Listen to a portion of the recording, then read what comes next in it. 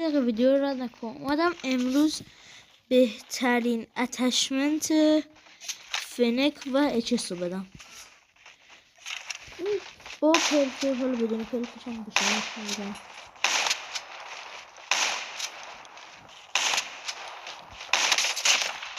یکم شاید اگه بشه ببین من شاتگان پلیر نیستم و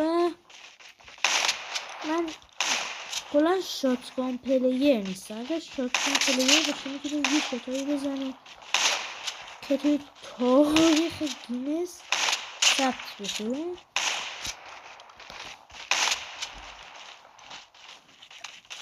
این یه مثلا بکنیم کنیم که اینجی بزنیم ترکیب این دو تا گان میشه یه چیزی حدود یک مرگ عددی. هر پلیری بیاد جلو میزنیم نابودشون میکنیم.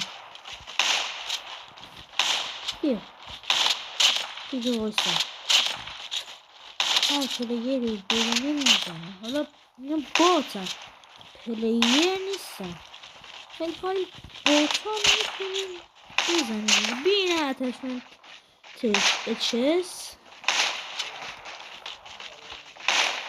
ببینین بریم بشینه عشق. این از اتشمنت اچس. این از اتشمنت بی فنک. اتشمنت های دیگه هم میخواد کامنت کن اتشمنت و اون گانی که اتشمنت میخواد زیر همین کامنت زیر همین ویدیو بنویس.